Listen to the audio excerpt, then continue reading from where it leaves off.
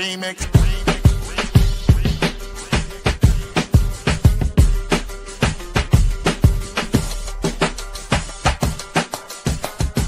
Remix. Remix. Remix.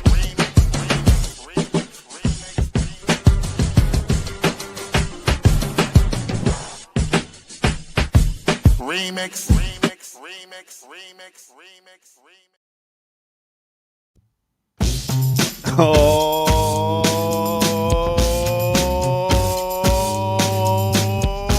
yeah. Welcome out on this beautiful Thursday. This is the Remix Morning Show. Right here on Black Liberation Media. In case you didn't know, I go by the name of the Ear Doctor. Yes, bringing you that hip hop, boom, bap, all that right here to your front door.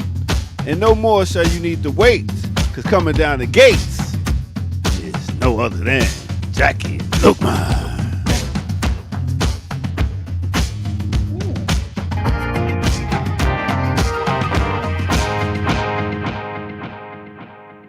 Oh, Yeah. Nice little fade away. little fade away. Hey, good morning. Good morning. One United Nation. Is that what that says? Yes. Oh, I forgot my thing again. Okay, hold on. One United Africa. One United Africa. That's right. Okay. So that means you're a So, Pan-Africanist then. I am indeed a Pan-Africanist. Everybody ought to know that by And they don't know they're gonna find out today.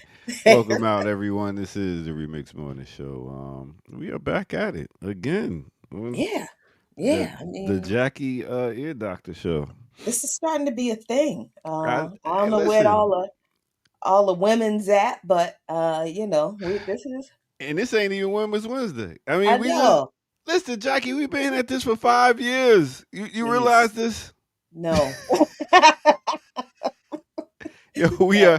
we are some of the originators of the Remix Morning Show, and we have been doing this for 5 years. And me and Jackie have not gotten in a fist fight or nothing. She is a great sister, and I'm honored to be on the screen with her. How about that? I can't believe you said. What? It's true. I mean, I don't hit women, but you know. I have not gotten into fist fights. Nah. No, I just have principles, and people don't like that shit. And I don't. I mean, it's not. This isn't. This is not hard to me. I don't see this as difficult, but I also in this and I think this has helped me mature in certain ways. I'm just gonna be, real. Mm. It's it's one thing to do things in the public, because I've been involved in church all my life pretty much, and I've always been doing some kind of public speaking, because you know how your family does.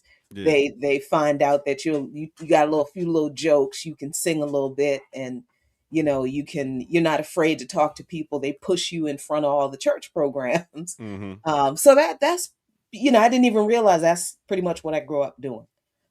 So I've never been like shy about talking to people, but doing it as an organizer is very different, because it's intentional. It's not something people are kind of making you do.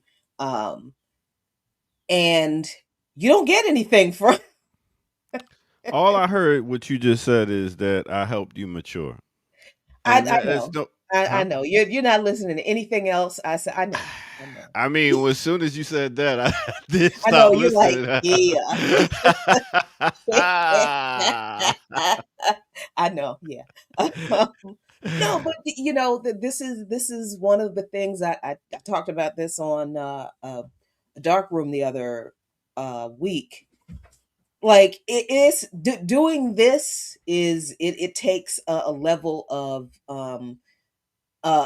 patience and maturity that you either develop or you don't. Hmm. Like, I mean, there's a reason why people have to be told to ignore the chat, because Oh, because y'all know people be provoking. Oh, definitely. That's their job. I mean, in they, everybody plays their place, and you got to know what it is, though. And Yeah. it's hard because we all have an ego. And we be like, "Stop talking to me like if you see me in the streets, we come from the '70s, Jack. You know what I'm saying? We ain't used to this internet stuff. We see you in person. So when you talk like that in person, it's different. But now Right. everybody can say something. It's just like, oh, And then roll up on them and realize, oh, you ain't got nothing. Oh, you ain't got that kind of heat. Oh, okay. And then all of a sudden, you're the crazy one. But yeah, yeah, you know. but no, you learn how to deal with because like this isn't work either. Like we're not Mm-mm. getting No, other than the little yeah, ad revenue. We're not getting paid to do this. nah, for 5 years. So you do learn, you should learn through disagreement, through hmm conflict. And then I've learned things about myself, mm, and some of those things I like. I'm mm, not going to change them. and yeah. and people are just going to have to get used to it or You know not. who you are. It solidified. Okay, this is who I am, and Yeah. that's what it's going to be. That's the beauty about aging. It It's just like this is me. Like fucks with Yep. me or not. So that's dope. Well, listen, it's everybody's asking what's up with Kim. Kim will be back in September. Her sabbatical ends then, and we shall see Goodness. Kim again. I She's know I all miss right, my y'all. homegirl. She I Yeah, she mean good. Like we she said, 5 years, and we just deserve to take a little break. Why not? sometimes, yeah. And I that's what mean, it is, consistency. That's what anybody asks me about doing podcasts. I tell them I've done a podcast for at least 8 years. I've done one every week, at least for the last 8 years. And that's really what it's about. Consistent and just doing it. So I felt like not getting up this morning, but I was like, you know what? This is what I do. All right, yeah. we Yeah. are back to school. Back to school. Oh, So oh, yeah, here poor we go. baby. Here we go again. The poor babies. And I'm so sorry. I was thinking about school, and I was just thinking about, all right, well, Jackie, okay, if you had your own high school, you was the principal, and you were able to change so the curriculum a little bit, and take some things out and put some things in, what would you add or subtract? Now, when I thought about that, Hmm. I thought about, okay, I would add a mental health class. I would add a class that has like in the mental health class it would have music, it would have games, it would also have therapists come in and talk to the students about different things. I know that might get a little hard and touchy, so I gotta think about that. But I definitely have one with like music, games, and different things that you could just take a break from the day and just not have to be studying all the time. I would add a world history class taught by African scholars or African studies graduates and stuff like that. And I would bring back recess.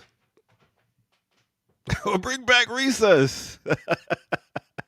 Go outside, get some I vitamin D.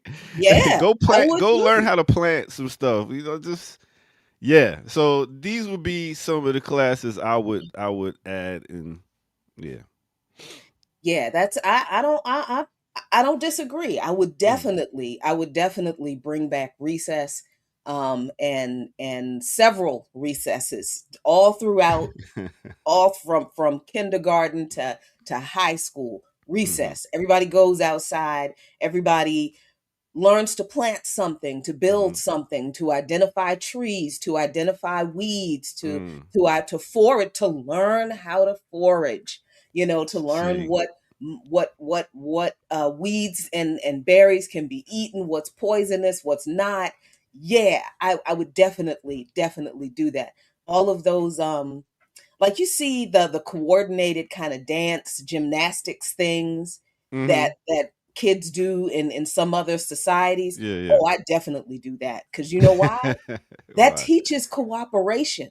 Mm. the way they do these like synchronized, Yeah. especially we see the Asians doing Hmm. this, the Chinese in particular, they have these synchronized like gym classes and Yeah. exercises where the Yeah. kids look like they're playing, but they are doing things where they have to like keep a ball bouncing between 50 among 50 students, or pass something Hmm. between all of the students and not letting it drop, as a part of the play.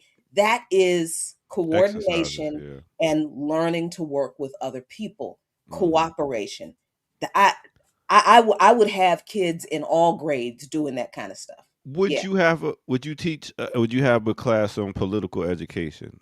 I would actually do, and How would it's you implement interesting. that? You know what I'm saying? Yes, I would. I agree with history. Hmm. And I would keep it at world history. Yeah. And I think that would also, for me, that would also be taught through in every grade. That it's not an elective. It's not Hmm. a no. It's a requirement. Yeah. Yeah. Yeah. You got to and know. and and you have to learn world history from from kindergarten to the day you graduate high school. I think it's because what the way we are taught history is, we're not taught the history of the world if high school students get world history at all. Hmm. What they're taught is the history of the United States interfering in the world and calling Mm. it something else.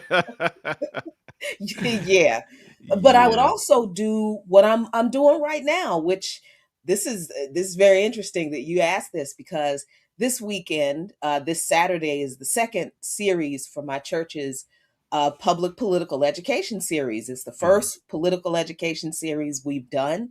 We've been trying to do it for years, because look, we've been talking all this time about the church folk need to be educated. So who's going to do it? Yeah. Okay.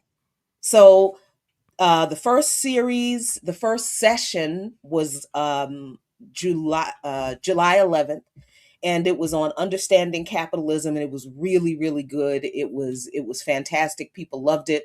We played Monopoly, Mm. and I have a video, so I think I'm going to post the video here, Mhm. of the session, of the whole session. It's like an hour and 40 minutes long, but we talk about the history of capitalism, the major epochs of the development of capitalism, from feudalism to industrialism, to no from feudalism to mercantilism to industrialism to uh, uh, you know basically monopoly and finance capital that we're in now. This Saturday, the session is going to be about labor and labor value, what's the difference, where profit comes from, and racialized capitalism, why racism is not separate from capitalism. And then we're going to learn about imperialism, and then we're going to learn about Zionism. That's actually what I would put in schools. I would. Okay, so your Yeah. school would get no funding from the That's government. okay. Yep. That's You all know, right. because the thing is, once you learn like a world history, once you learn a political education, it's no more American dream. The dream ain't. It's like, why am I doing this education again? So I could go work for the rest of my life and then retire in my 70s, 60s if I make it. It's it goes against it. So it makes perfect sense that schools are set up how they are, so that you can learn the history of colonizers, so you can realize this is this is what happened to your people, and this is how we're gonna keep doing y'all. So Uh-huh. stay in your place. We've been doing it for years. Look at our history. Oh, that's right. This is the school. You know what Right, I'm saying? right. So yeah, and then no political, like, what is it? Somebody said, what is that one subject? Social studies. Like, how is Mhm. that going to be taught in your?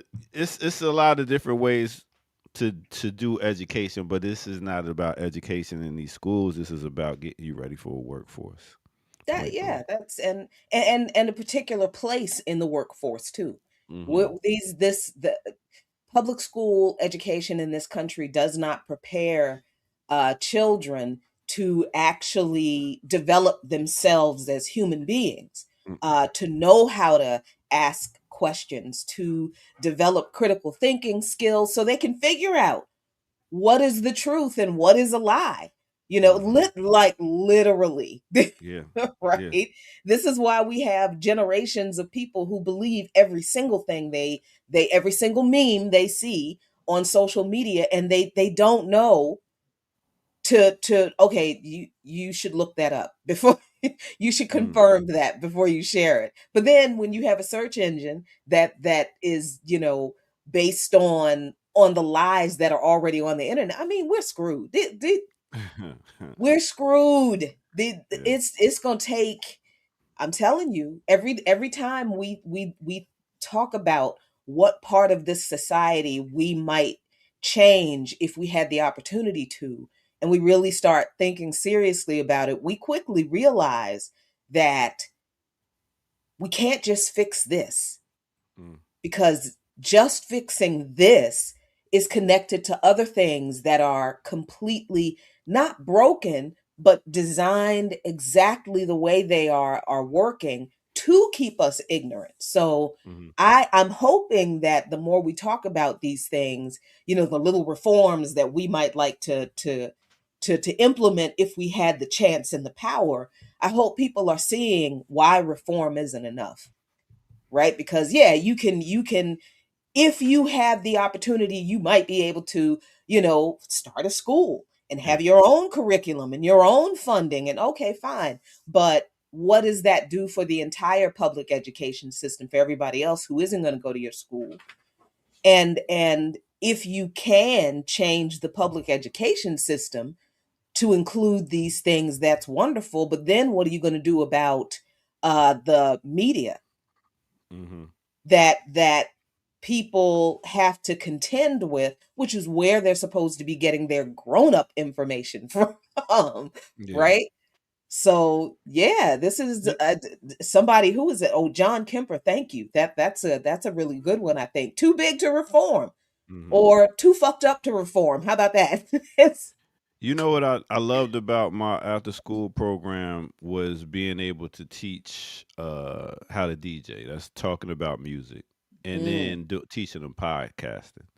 That's when you have that conversation. When you have conversations about all different types of things, and you're able to get them to talk and like you said, being able to critically think, to be on the spot, to do your research, and then come to the podcast like, all right, this is what I researched, blah blah blah.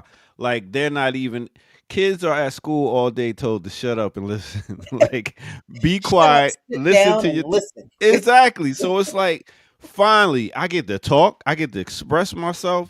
So it's like that's one thing I seen is a way to get into the school systems is having an after school program and disguising it how you can.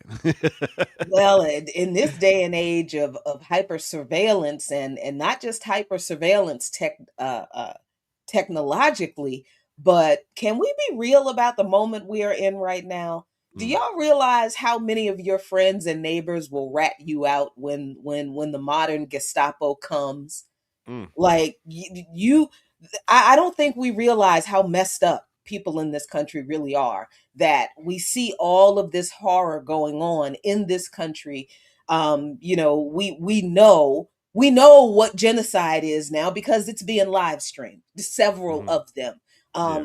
And pretty much two entities are behind all of them: the United States and Israel. They're involved in Sudan. They're involved in Congo. They're, obviously Palestine, now Lebanon. This is, and people are still engaging in electoral politics in this country by advocating for, voting for the candidates who the people who are carrying out these genocides are paying to get elected to office.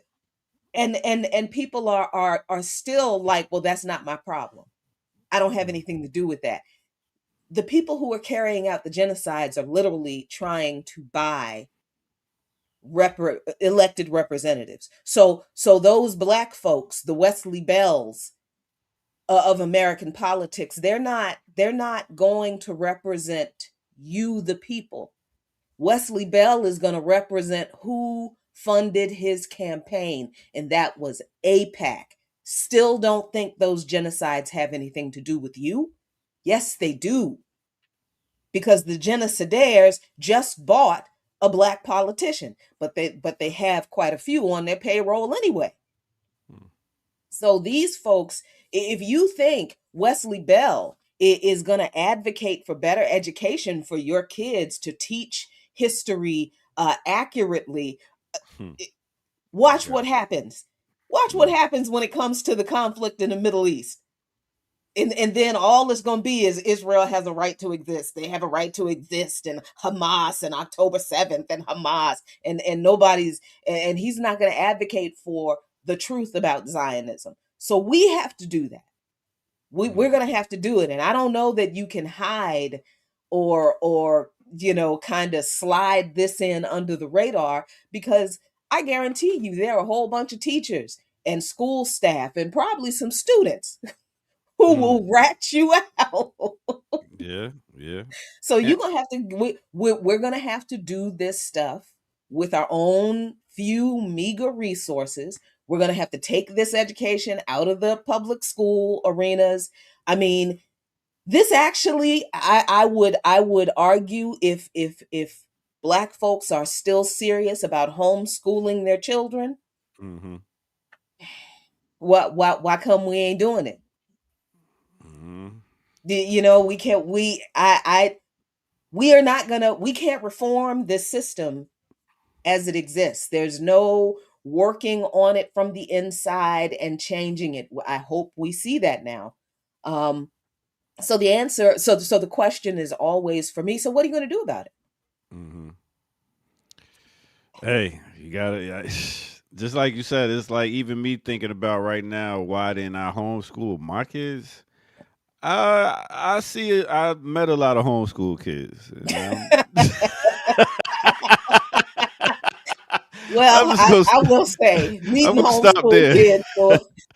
Meeting homeschool kids will be like, I ain't never doing that. Oh man, and it's I want being able to be social. That's one part. I definitely be like, listen, you got to see it's other types of things going on out here. You need to understand your foundation, but at the same time, understand this is a whole nother world out here, because some kids are in a bubble. And Yeah. when it comes to that, but I don't know. Anyway, welcome out to the I don't want to Remix Morning stereotype, Show. Me because neither. not all But homeschool kids turn out to be asocial weirdos. yeah, But yeah. I in the faith community, particularly in the white Christian conservative community, homeschooling is a big deal, Mhm. and it is very popular among some Christian communities, and they do try to have, there are networks, and they have social activities for the homeschool kids, because they're not in a social environment, so they do have structured activities for homeschool families to bring kids together so they can get that socialization, that kind of thing. But here's the problem with that: they're still only socializing with people who believe the same thing they believe. They're That's still it. in that bubble. That's They where it's look don't like it's a cult.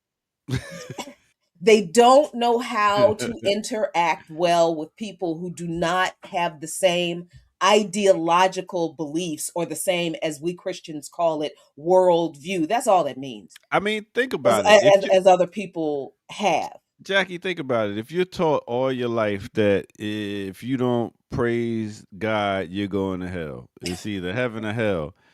All these people that's different religions and stuff, where you think they going? They ain't coming. They not going where I'm going. So why am I even fucking with them? Right? It right there tells you, listen, no need for me to deal with you. I'm Yep. going with my Christians. We going to heaven, and this is the path. And if you ain't on this path, we're not socializing.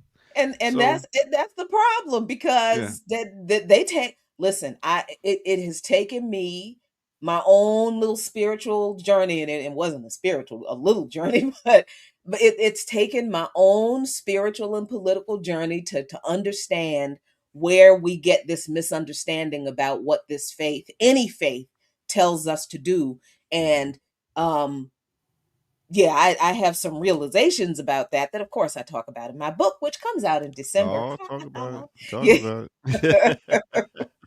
Yeah, But that's dope. yeah, this is that, unfortunately for Western Christians. I'm pretty convinced it's very much a colonial understanding or a colonial expression of the faith. For Christians in the West, there very much is an in-group out-group kind of thing, and colonization has um what do you want to exported that idea of the Christian faith all around the world. So this is why you have this stupid and really dangerous them versus us kind of thing, a belief even among so-called mainstream Christians, right? Because when you look at other Abrahamic faiths objectively, right? And you look at the way they, particularly Muslims, the way they exercise their faith, there is not a wholesale stay away from non-Muslims because they're infidels kind of expression of Islam. Are there fundamentalist sects that misinterpret? Yeah, Wahhabism is a thing. They're nuts. But most Islam, most practitioners of al-Islam, that is not what they believe, because that's not what the faith tells them. Christianity, they're very weird like that, It's where different they sects. have Yeah. developed this belief that is actually not in the faith text, that they're not supposed to associate with anything ungodly or unchristian. And that's not what the faith, that's not what the text says at all. But this is what they have decided to believe. So this is one of the reasons why in the United States, homeschooling has a particular reputation, because homeschooling was advocated for largely by white conservative Christians, pushed by the moral majority in the rise of the moral majority in basically in carrying out the culture wars.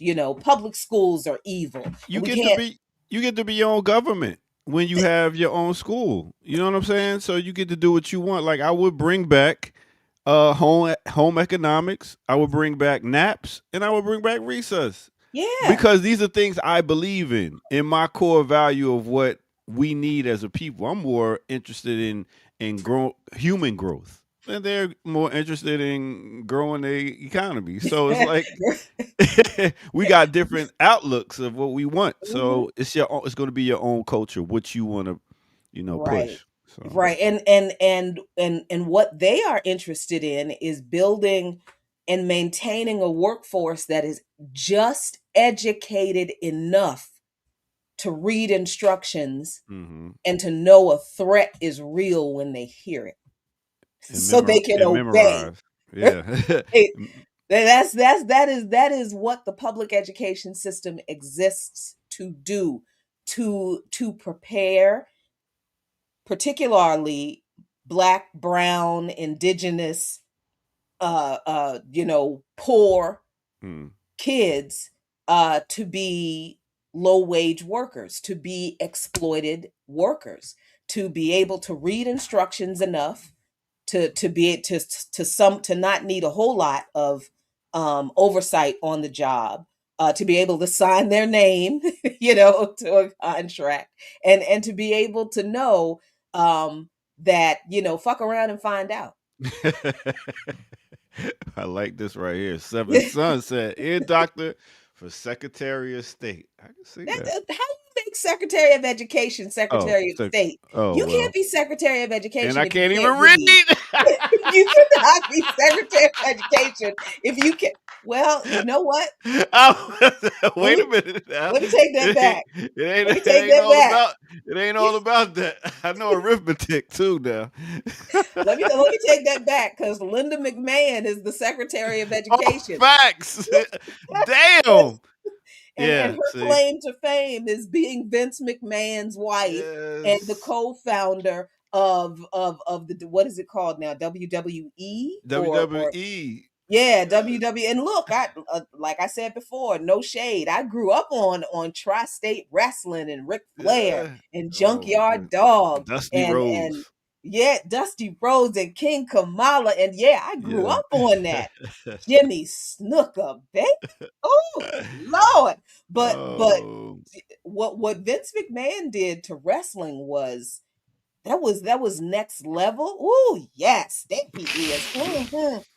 Jump on me, I'm sorry. Stop. Whoa, whoa. This is a adult show. Kids are welcome sometimes. But anyway. What we mean, saying?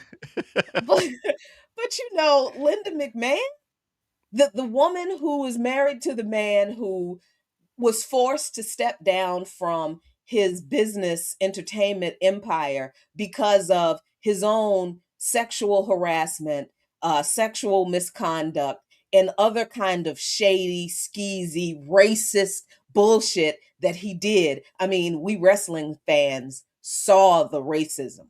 Because it's a And, business. and It's a business, Jackie. yeah, I I mean, mean, school is not for education. Jail is not for rehabilitation. It's it's all about putting your ass to work and, pretty and much. making money off of you while you in jail, incarcerated and stuff like that. So Yeah. none of this shit is real. We just well, And the parts that are not real are are are so important that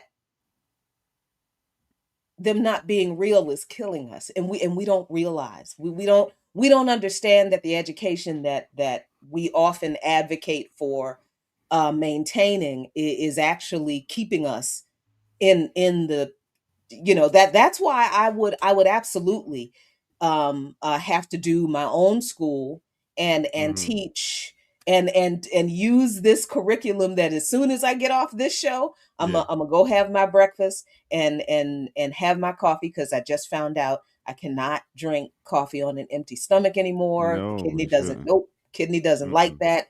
Immunosuppressant drugs don't like it. Sick as a Mm-mm. fucking dog. Can't do that anymore. Even But you I still, gotta, yeah.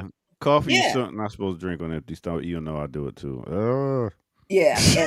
And once you're taking all this medication, all this kind of stuff that is just a mild, discomfort, no, it becomes a crisis It's like a when warm, liquidy breakfast. It's like this is all I need right now. I don't need brown nothing cup of else. sunshine. Yes. It's Oh my god. it's my social juice.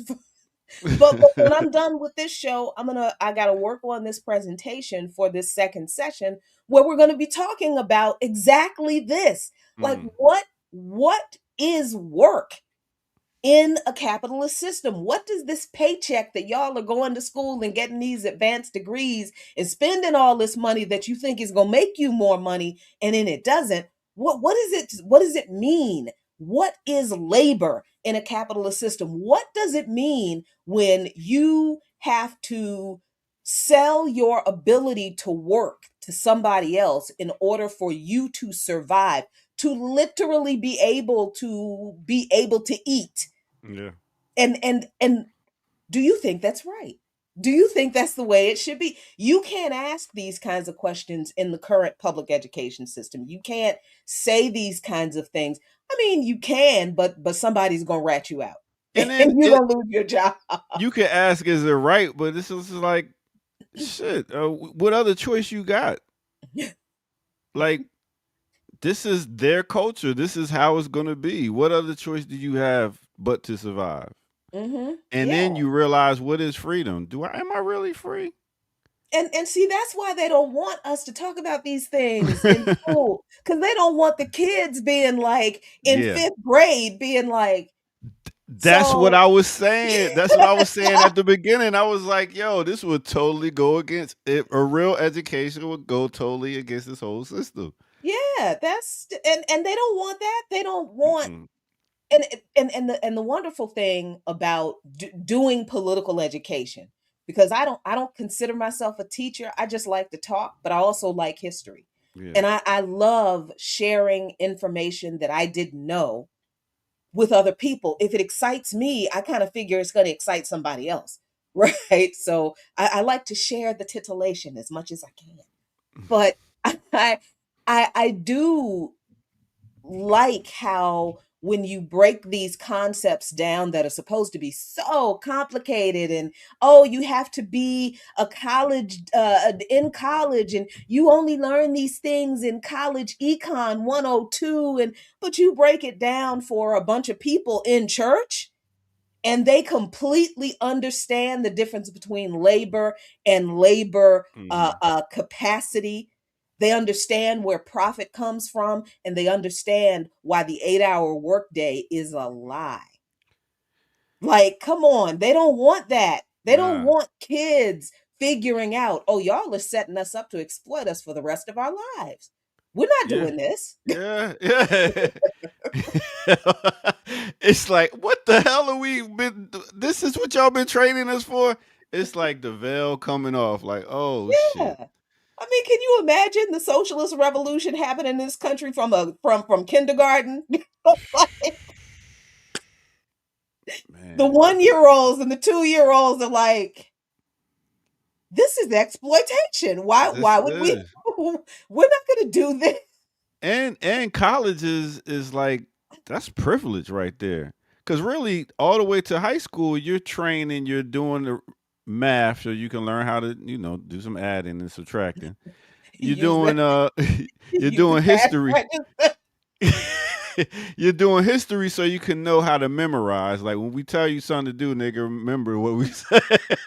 Who your This is boss is? Who he is? What his yes, birthday is? yes. And what's the other? Reading, writing, and arithmetic. So I mean, these are the things you're learning so you can read the instructions that we gave you. This is what you need to do. Hmm. So when you get to college, if you're privileged enough to make it to college, then you get to start reading about other books. You get to start your education goes on. Because right after high school, after we done taught you how to work, you go to work. You go to College will give you a little bit more education so you can figure out how you want to work for us. You know what I'm saying? But it's all roads lead to you working. And look, here's the thing. Work is necessary. What work Yeah, is a universal requirement. yeah. Everybody in the world works. This whole idea, and that's why I'm kind of doing these weird TikTok videos, because I just TikTok fascinates me, and the TikTok shop is amazing. It's like, man, what is going? This is the people who like to shop don't need to know that exists. So, Oh my god, I'm glad I don't. but this is why I'm kind of taking the different approach that I am, with some of the pushback that we hear from some of the conversations that we have here. I don't want to argue with people about what they believe anymore. I don't feel like doing it no more. It's a waste of time. It annoys me because Mm, I really don't like to know that people really are committed to staying that stupid. But okay, if that's what you want to do, cool. But me, I want to talk about the things people believe about what they think the system is. So I don't want to argue about, what you want your kids to learn. And if you don't want your kids to learn these things, fine. But what I do want to talk about is what you believe about what is being taught and why it's being taught. I want mm, to address all of the lies and the misconceptions and the myths and the stereotypes that people have for supporting and continuing to support this kind of stuff. Because for me, that I think helps more people who are watching the exchange understand what's really at stake, and it's less about trying to change the mind of the person who's being um, a contrarian, just mhm. just for the sake of being a Yeah, contrarian. I'm not interested in changing hearts and minds. I really want people to understand where some of these ideas come from and why they're imposed on us the way they are. Because I'm really convinced that we can't know. We cannot yeah, know that this is all of a set. This is all a yeah. setup. It's because too many people are still very much like, oh, if we just wait, everything will go back to normal. Mm. Well, listen, since our topic today definitely is education.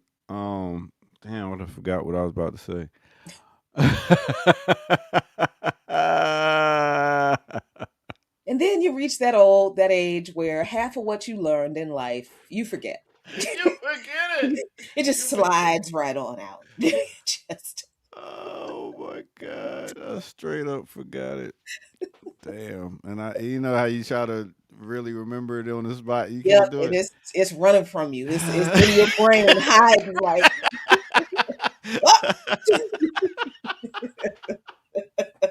oh shit, he saw me. Oh no, he almost got me. I gotta be faster.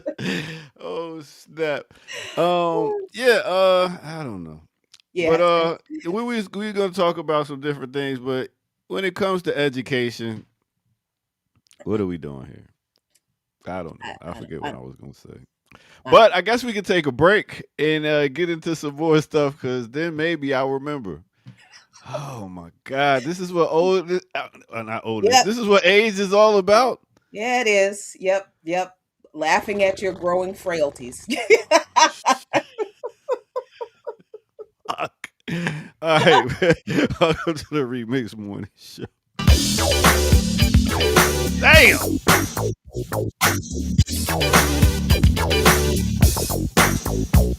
Here we go. Damn.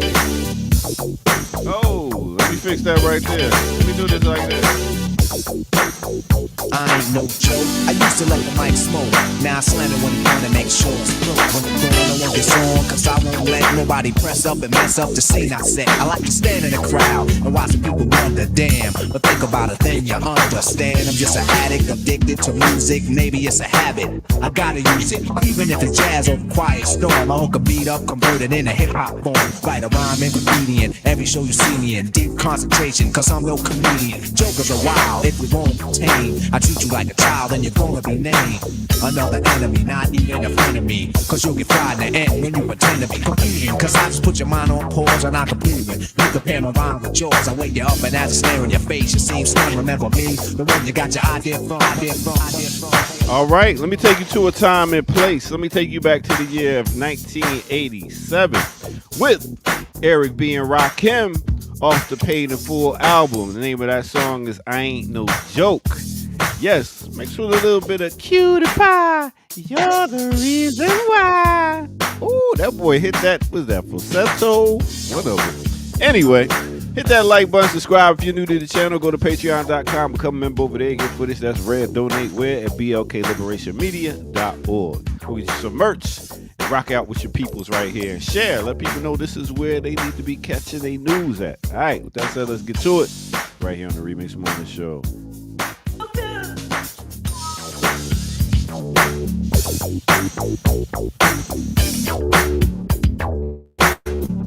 You're my cutie pie. Mhm.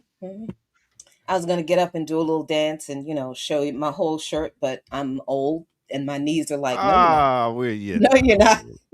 You're not old. No, you're not. You're You're not. So, seasoned. As my boy Deion Cole says, you're vintage. That's all. yes. That is it, really.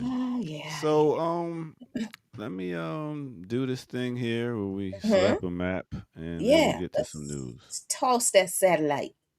Let's move.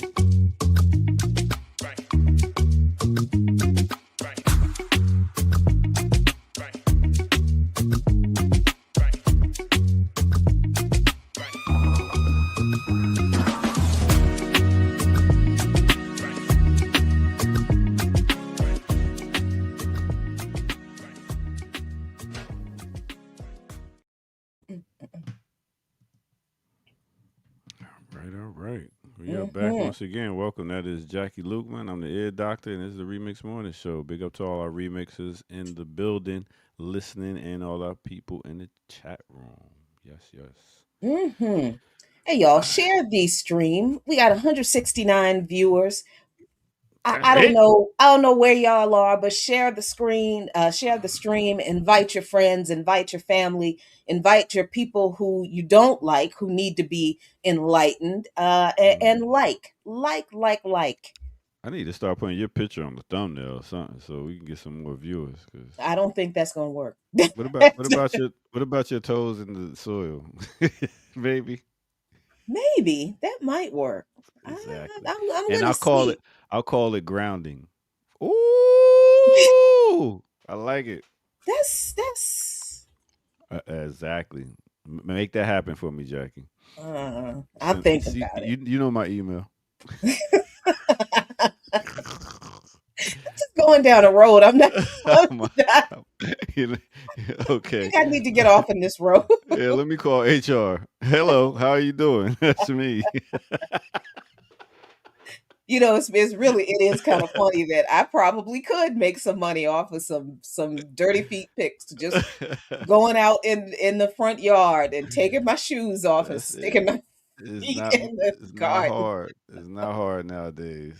Oh my Like, goodness. man, because you know how I love my documentaries, and I do like watching these weird, influencer documentaries. It's terribly sad, but these OnlyFan folks who get a little Facts. carried away, and they have a fan who becomes obsessed and that kind of stuff, and Mm. and I'm looking at, like, so you made $1 million from an OnlyFans account, and all you did was roll around in jello in your drawers. What am Yeah. I doing wrong in life? What? It's amazing. Some people are just staying home and doing whatever. Like, Like, come these on. these standards and principles of mine, they're not helping me. Yo.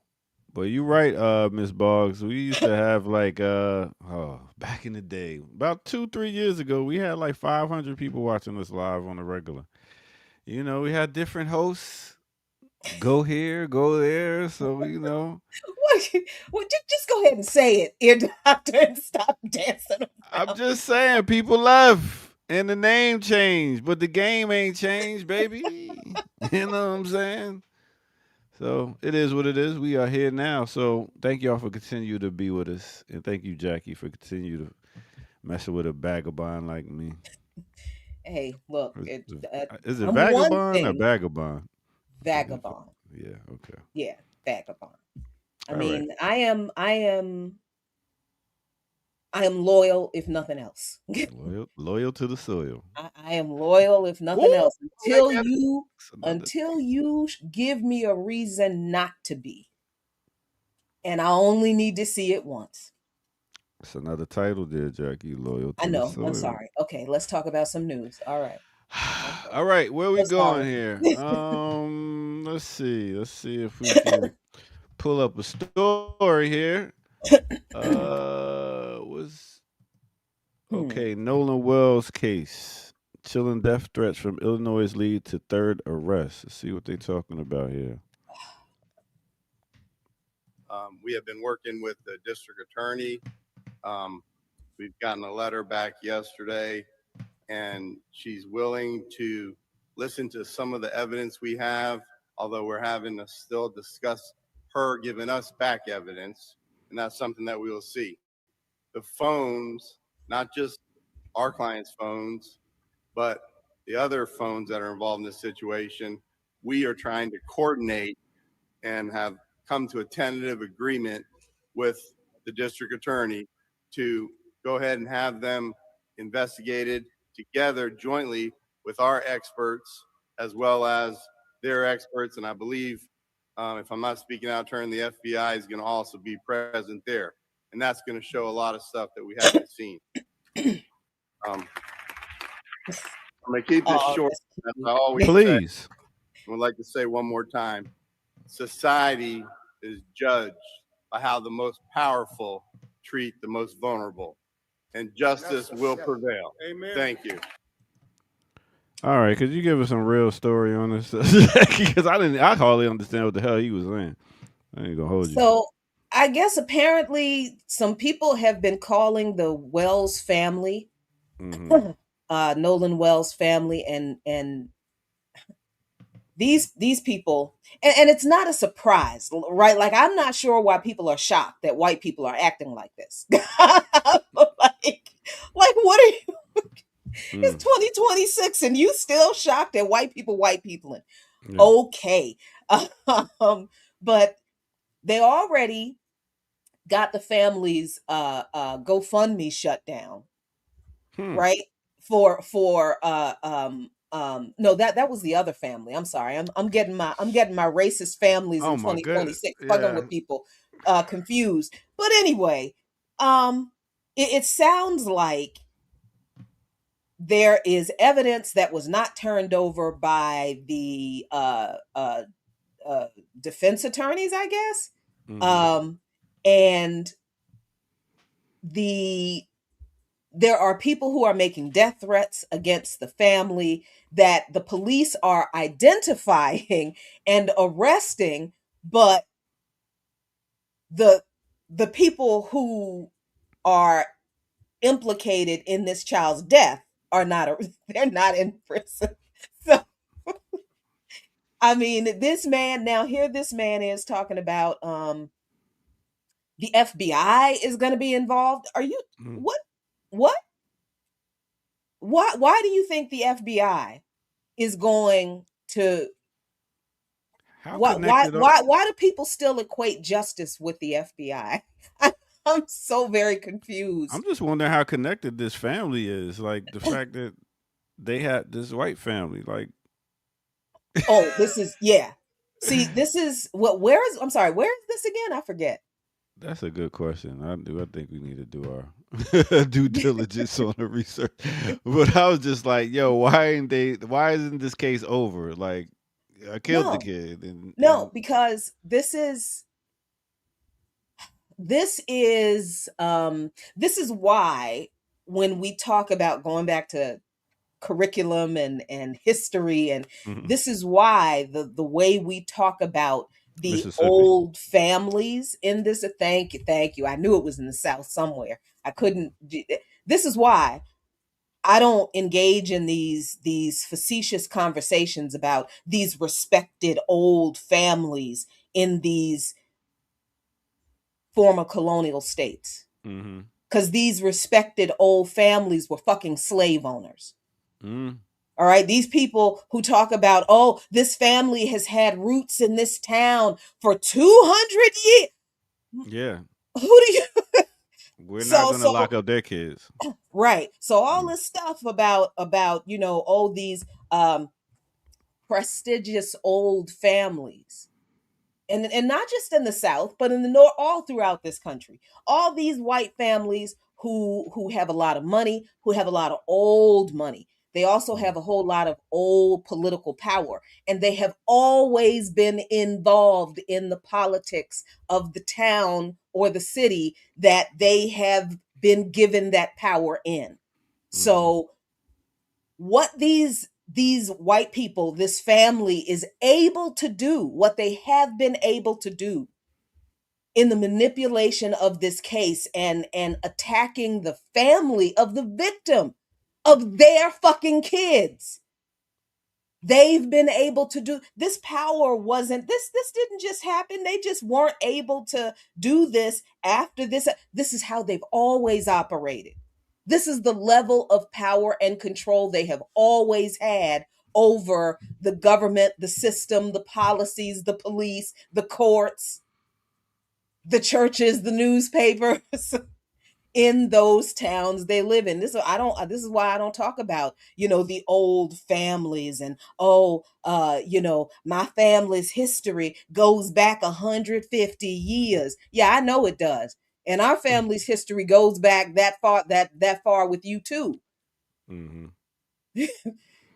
So that there's I oh my God, this if we didn't understand the politics of the old South still being alive and well in this country after we all watched the Murdoch scandal unfold and be documentarized with 2 3 documentaries. Like, how do you not know that this is what these people have always been doing? And who is this black cop that's on this case or something like that? Because I'm hearing he is a piece of and he's on different people's podcasts talking about it and stuff. I'm like, this dude is wilding. Like, and that Man. really shows you like these house niggas is for real, for real. Mm-hmm. Cause those nice white people, they's good white people. They let me keep my job. Yeah, they definitely put him in position, and he loves it. Uh-huh. He And he loves ain't gonna being in lose that his house. job. He ain't gonna lose his good paycheck. He don't care what none of y'all niggas do or say. If he Oh didn't want to, man, if that nigga didn't want to die, he shouldn't have went on thank that you, boat. Zenzabel Brandon Tatum. That's his That name. man he is Uncle Ruckus from the Boondocks. Yes, he is. Who? He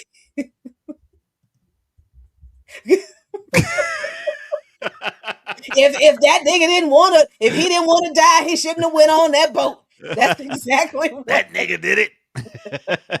All them niggas did it. And they should have took it away.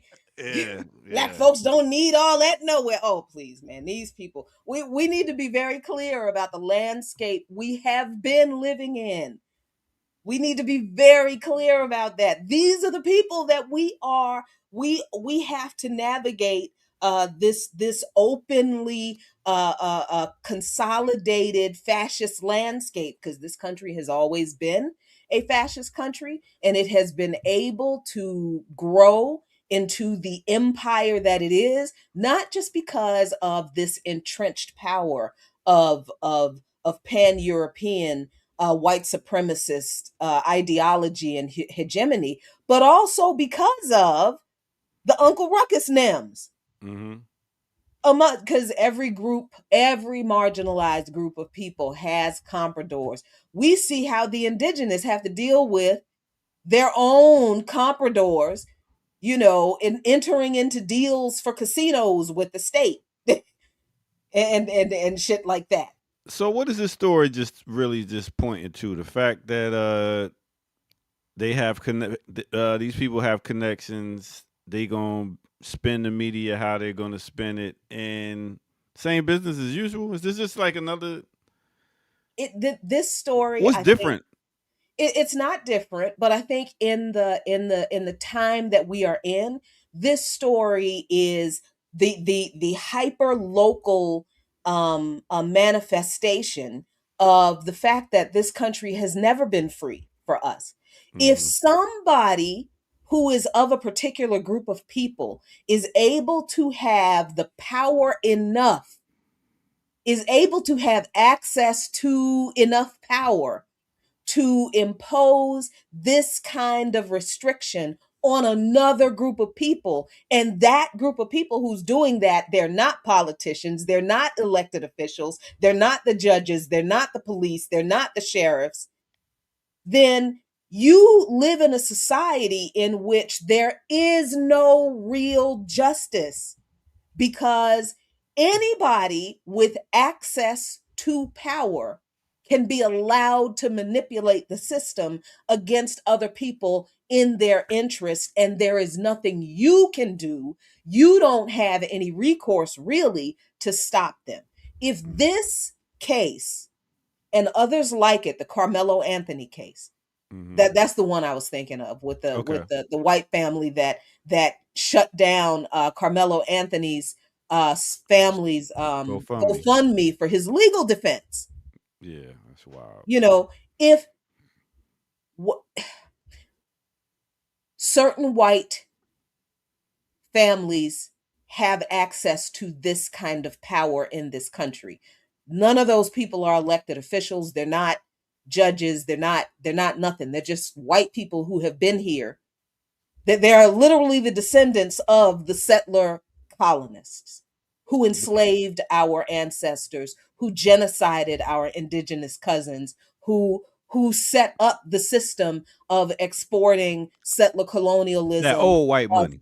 Yeah, throughout the Yeah. Americas. That's what this is. This is the America that people don't want to admit exists. This is America, what these white families are able to do with the system in order to punish somebody else solely for their personal interests. And if this doesn't show people that this is not a democracy, that there's no freedom here for us, and we've never had any, that we don't have any elected representation that means anything. Because if our political representatives can't stop people from manipulating the system against us for their own purposes, then we don't have political power that is worth anything. I don't know how else to explain to people that all these things mean, these cases mean, the fact that they're still happening is that this is what this country has always been, and it's never been a democracy, and it won't be unless we make it one, and we're not going to do it by voting. So. And that's telling you, listen, you got to join some type of organization. You want something to happen, you want something to change, you need more than just one person to do it. You need the mass. So, yeah, I mean, shit, that's how it's going to be. But this is America. I don't know. It is what, yeah, I know. I don't know what you want. What you want? What you want me to say? I don't know. It's terrible. It's awful. It's horrific. It is absolutely unjust. But why are you shocked at how unjust it is? Because the country we live in is unjust. This is the system. This is it. All this bullshit about checks and balances, that's exactly what it is. And democracy and representative, it's all bullshit. If you don't see that from these cases, I don't know what to tell you. So, from my perspective, being a 50-year-old man in 50s, well, you still what, your 30s? Bless you. I'm wondering what a younger perspective could bring to the table when we having this conversation. Let's see what's up with Zoe. Hey. Hello. Hello. I made it. I'm sorry. What's good? Listen, you made it. You on the West Coast, right? Yes, I am. Oh my God. Please don't even apologize. I'm sorry. I meant to tell you, you could just come on at 9. Well, 8. Well, whatever time it is over there. Say this is what? Skin 30? Yeah, it's skin 30. It's 6 over here. Yeah, I was bewildered when I woke up. I was like, oh, gee, I slept through like all 4 of my alarms. Yeah, no, saw that coming though. No need to apologize because you're doing yeoman's work coming on here. Thank you so much. Thank you so much. It's funny. I do my alarm. I do 1 alarm and 2 snoozes, and then I get up. That's mine. Yeah, I lost count. I just lay there and cuss. And sit on the side of the bed for a good minute. Like, let me get this blood running back. Like, but for me, because I don't know, my dad is someone who's very anal, to put it lightly, and I grew up like having to get up for things early, and my dad being like, if you're on time then you're late, and if you're early then you're on time, and if you're late then you're super late or whatever. So like I try to be able to, or I pride myself on being able to get to things on time and like push myself past my capacity, but that's not always a good thing. So yeah, anyways, but that was a beautiful transition to a younger perspective on the world. Yeah, I mean, even talking about this Nolan case, what are you and your peers saying, and what's the vibe right now with that case? What Nolan case, if you don't mind? Nolan Wells. Nolan Wells is the black kid that got unalive, murdered. He was murdered. I don't know how to say it nowadays. We don't have time for these niceties no more. It's all right, so you ain't hear about this case yet? No, I have not heard about this case. What? I would. Yeah. So that's pretty. Let her know real quick, Jackie. The age-old story. Young black teen goes on a vacation with 87 of his white friends. Mm-hmm. Oh my God, he was the only black child in the group. I can't remember. They just went to some boating. Well, he didn't come back. He was the only one who didn't come back. and there was a whole lot of it wasn't 87. I'm exaggerating, but it was a group of white kids. He was the only black kid. They went on out on a boat, I think it was, or Yep. and he was the only one who didn't come back. There are conflicting accounts of what happened. Evidence was withheld, all kinds of stuff. The family of the white boys, they are, old money American families who have access to judges and cops and lawyers, and they are literally bending the law and twisting things, and now the family's attorneys are calling in the FBI. Like, I don't know why they think they're going to do anything different. It's a mess. It's a mess, and we still don't know what happened, what really happened to Nolan Wells. Because wasn't there something with his body? That I don't know. I don't know. It's Yeah. just And this is happening kind of at the same time or right after the Carmelo Anthony trial, Yeah. where Carmelo Anthony, I'm not sure if you're familiar with that, he defended himself against a bunch of white kids who were harassing him at a track meet. He kept telling these boys, leave him the hell alone. And he had the boys kept messing with him. They start to approach him. I think they actually hit him. And he defended himself with a knife because they put their hands on him. And the full video of the encounter was not shown in court. He was Carmelo Anthony put on trial because the little white bully died. When Carmelo Anthony defended himself from him, he was put on trial. Carmelo Anthony put on trial for murder. And he was sentenced to, what was it, 35 years? And that white kid's family forced GoFundMe to take the GoFundMe down for Carmelo Anthony's defense. Yeah.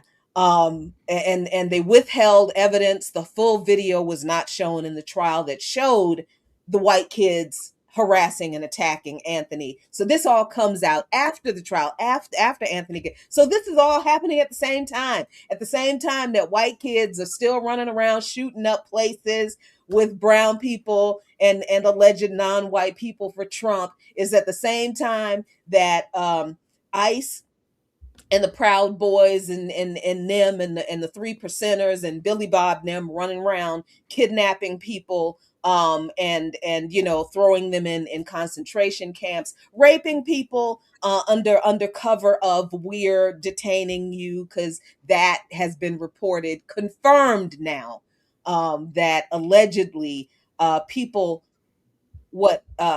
dressing up as ICE or pretending to be ICE, which makes no sense because you can't identify ICE agents. That you don't know if they're really ICE agents or not anyway, but there have been confirmed cases of people presenting themselves as ICE agents, detaining women and raping them. They just was here And in so Atlanta. all of this is going on at the same time, and people are like, "Oh my God, how did this happen in the United States? Really?" So it goes back to, this is the system. This is how this is old white money. This is how they have their laws and everything. And the question is, who as organizers, who do y'all even go after? When this is already the system, do you go after the police? Do you go after the lawyers, the law? Who do you even go after if this is already the system? When it comes to them executing us like they're doing, I feel like the whole thing. I don't know. it was a lot. It was a lot. Welcome, Zoe. I feel like even if I'm not up to date on current events, first of all, thank you to Yeah. the folks in the chat who gave me a brief summary and then directed me to some places to look. And also, yeah, I feel like I'm glad I'm perpetually relevant in my reading, because for Black Alliance for Peace, the West region, they're doing a study group for Black August, and one of the readings that we have to read is Lenin's State and Revolution, and I started reading a little bit. Oh yeah, I started reading a little Look at bit Jackie's of it face. yesterday, and I feel like I've read a lot of Marxist literature in my very short lifetime, but like I hadn't read State and Revolution before. I think it's a seminal text, and I have only read Imperialism, the Highest Stage of Capitalism by Lenin. And something that they say in the first chapter, which I think is such a fundamental reframe that I think like a lot more people, or I really think it would resolve a lot of the infighting and the what do we do and what aboutisms that like kind of come up in discourse, which is like what is our focus of attack, like who is our enemy, right? Mhm. And something that Lenin brings up is this quote from Engels where he talks about the state being not the organ by which we reconcile class antagonisms, racial antagonisms, all these antagonisms, but rather that the state is a representation of our irreconcilable antagonisms within our society, right? So I think that when we're asking questions about like what do we organize around, I feel like that like really points us in a very clear direction, right? Which is that we can't be using the state, because I think what ends up happening, right? Because Jackie, you were getting into the fact that like, oh, it's the same old stories, right? Like it's the same old stories where like, a black person is like lured into a trap by white people and then ganged up on and then assassinated, right? And like we've seen that play out many times, like, especially during like 2020 Freedom Summer, right? Where like black people were getting assassinated left and right. And then what ends up happening is that we organize around that specific individual case, right? Like people mobilize around cases instead of mobilizing around the long array of history that has led to the creation of those cases, because people see the state as just having an abnormality in its normal logistical, logical flow when these things happen, as opposed to seeing the state as something that is enabling this, that benefits from this, right? So like, people will organize around getting justice for X character, right? Or getting justice for X like cause or whatnot, but not organize around, oh, like we need to be against like the capitalist police state, right? Like, and that's how you see the discourse shift from abolish the police to defund the police to now community control the police, which is a wild like transition. Like this is like a really wild transition that I wish more people were like,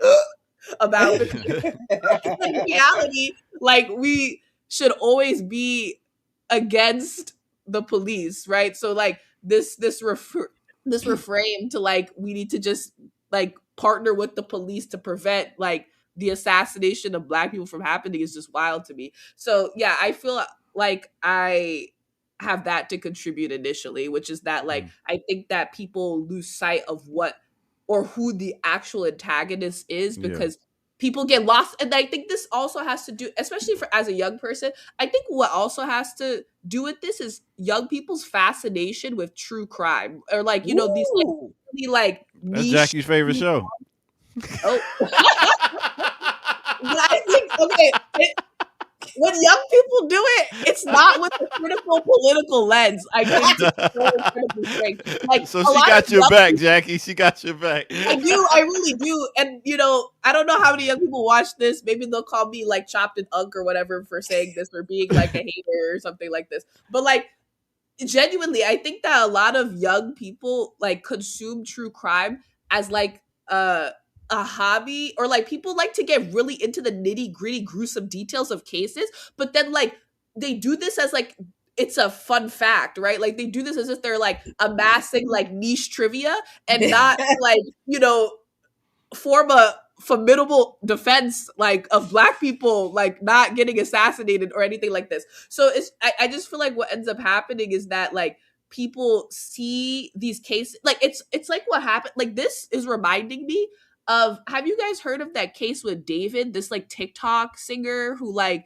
he basically yeah. Yes. Okay, so this is kind of what this is reminding me of. He's like this TikTok He singer unalived a girl. Yeah, he unalived he unalived a I got it right, Jackie. I'm getting these young terms right. Yes, he unalived 13-year-old girl who he had sexual relations with also, and he left her body in like a Tesla in like some scrapyard, and like he was quote unquote complicit in like the police's investigation, but then like it kind of came out that he was obviously the one who did it, and it was this whole mess. But my point is, like, I only learned about this through my friends, right? And when I was talking about this with my friends who are, you know, generally close in age to me, they were talking about it like it was like the latest, freshest, hottest scandal, and not the like not like it was like a murder. Like we're talking about a murder Wow. that has like, you know, social ramifications, political ramifications. You know, it's just like, so I feel like I'm talking a lot, but I feel like what gets me about like thank you. I feel like what gets me about like news stories like this is that people that's what people treat them as. People treat them as news stories instead of case studies or symptoms of larger phenomenon. Like people treat them like, oh, it's just like the latest gossip, or like, you know, because we live in a very instant gratification culture mesh society. So people feel this like constant dysregulation to always keep up with the latest news. And like that leads people to being fried and having fried analysis of things, frankly, because people are always like, oh, it's another horrible thing. Oh, we just have to have this analysis of this horrible thing. And then, okay, moving on to the next horrible thing. And it's like, no, like we should be seeing each consecutive horrible thing as related back to this larger demon that has been, because I think also people forget that these things don't occur in a vacuum and are not devoid of historical precedent, right? There's not like no precedent to like white kids like ganging up on black people and like, you know, creating a situation in which the black person is either disappeared or assassinated, right? Like this is like a historical phenomenon that we have seen play out in many more ways throughout history. So yeah, I just think that people lose sight of the historical foundation of what they see presently happening very frequently. And people don't loop it back, obviously, to critical analysis of the state and police power and things like this, right? People just loop it back to like, or people like truncate it to just like mere racism as hatred, which I personally despise. Like it's always like, oh, like, you know, like these white kids just did that because, you know, they hate black people and grew up hating black people. And this is why we need to have like integration in schools or something. Like, it's just like the logical leaps that people make is like ridiculous. And it's like, no, like integration, honest, you know, we don't need to get into. I wasn't expecting Coming in hot, everybody. Zoe is coming in hot. hot. Sorry, everybody. Sorry. Yes. Sorry. No, never apologize. You better. I don't want to ever hear you coming on the screen saying sorry. Nope. No. Nah, we no don't accept that apology here. needed. That was fire. Do it again, ear doctor. Oh, poo, poo, poo. I got to do it. Stop Yeah, playing. I don't know. I think that integration really but shot heard around the world for integration, truly, because I feel like integration really, I don't know, people like forget that like it was a fantasy, right? And it was an illusion meant to placate a lot of people, right? Like integration was, you know, it was not abolition democracy, which is, you know, what the people originally wanted post Reconstruction, right? Or, well, you know, the masses of black people wanted originally post Reconstruction. Like integration was just another way for the finance elite, like, you know, like the ruling capitalist class to tap into deeper markets, right? So like when people, you know, like kind of make this out to be like situations like what we were talking about, to be like, oh, it's an issue of racial hatred, and like, you know, these white kids who come from conservative backgrounds, like, you know, following this long lineage of racial hatred or whatever. It's like, no, like honestly, the phenomenon is so much more, like the roots of the phenomenon are so much more complex than that. Yeah, and you know, and there's a lot of things to interrogate within that. It's like, dang, like what led him to be friends with a bunch of white people and trust a bunch of white people? I like, mean, like that's like Tiger Woods and different people like that. They grow up around white people, and who else they gonna hang around? They go to school with them. They go play sports with them. Like, especially if you pick a certain sport like golf. Like, how many brothers and sisters out there on the golf course? So it happens. Oh, big up to Playback Sounds. Thank you. Speaking of Playback Sounds, studio I used to work with my brother over there, Luce. Big up. Their his daughter is putting something together where when a bunch of teens and stuff get together, that's a big thing now where they go and hang out, and then the cops are all like, "Oh no, y'all can't hang out over there." And I was Mhm. thinking about that, and this reminded me of Freaknik when they was like, "You can't go back and forth down the street. You can't. It can't be Yeah. a whole mass of people here. Y'all got to keep it moving." So they're coming up with different laws. They're coming up with ways to get kids from being outside, and we can't even hang out with white kids because we gotta worry about getting murdered. Now we can't even go out and hang with our own damn What you friends. mean now? like like And that's going back to the system thing. It's been like this, right? and this is the thing. I'm so glad that Zoe, you brought up the lack of interrogating, even because I do love a good true crime. I love them. I don't, and honestly, I would tell you why I love them. There is no higher political reason that I watch them at all. I like watching white on white crime. It is just, Nothing like it. it is cathartic. It is, you know what? I'm fine because I ain't doing that shit. I don't care how fucked up we might be. We ain't doing that.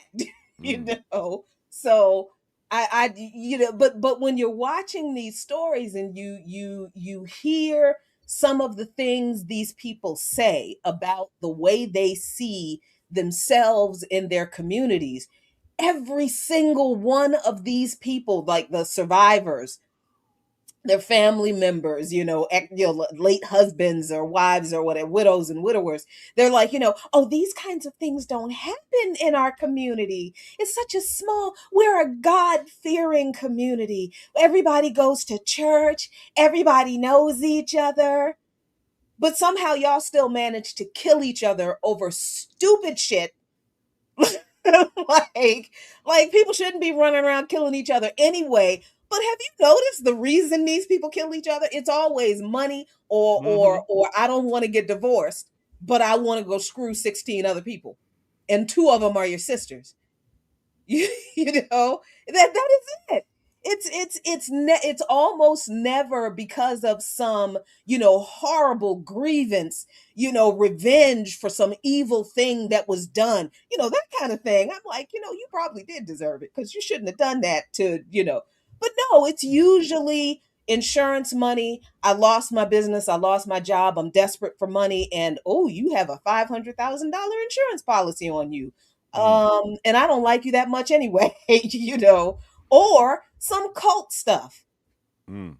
So there is always, even though I watch for like completely silly purposes, when you watch enough of it, you see this strain, this line of thinking that most of these people have, and they have a very interesting, completely irrational, and completely outside of reality view of their life and their community and this country.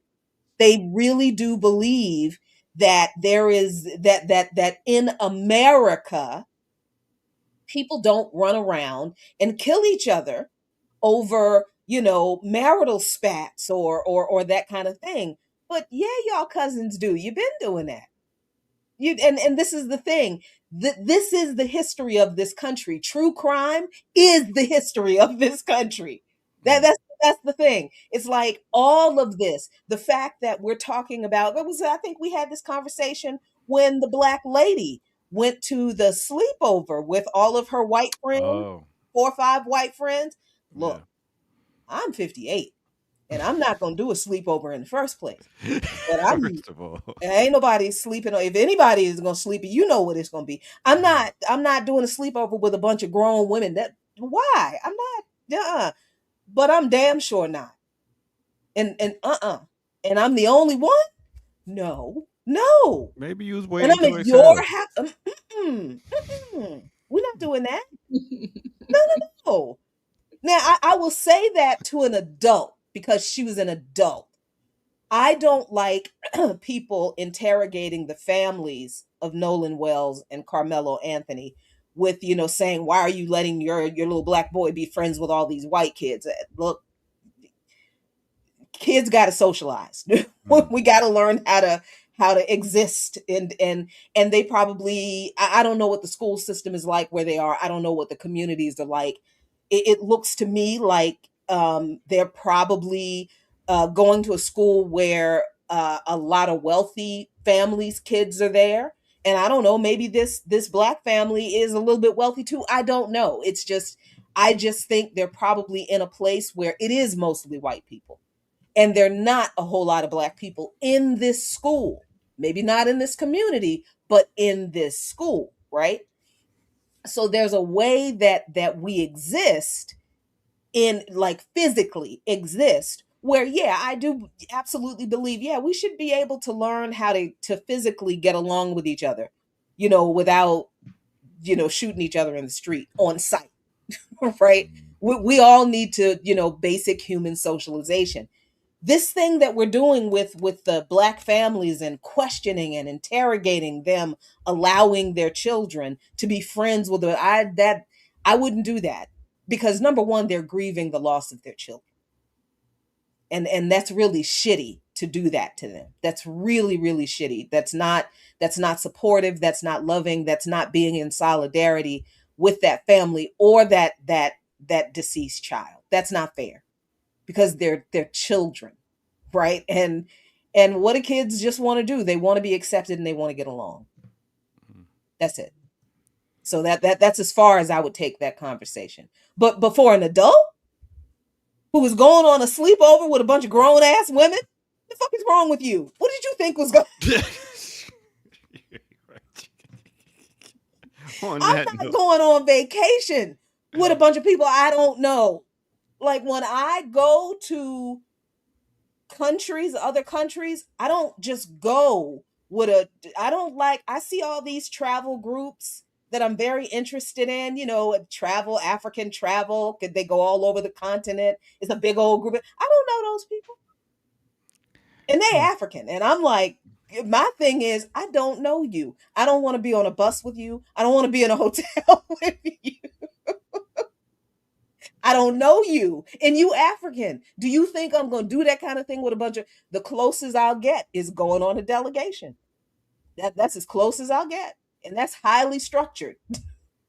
well, this goes all back to the topic of our show: education. Educate yourself, y'all. But Certain I things you mean, just don't do. but people are so shocked at these things happening. In all seriousness, now people are so shocked at these things happening, and by people I mean us. Mm, And I have to ask us, so you really don't know the history of lynching in this country, do you? I go. Because all of the lynchings that we know about that happened, and all of the other thousands that we don't know about that happened, none of them were ever prosecuted. The race massacres, not prosecuted. The church bombings, not prosecuted. None of the people who carried out the genocide of the indigenous, hell, they were given medals.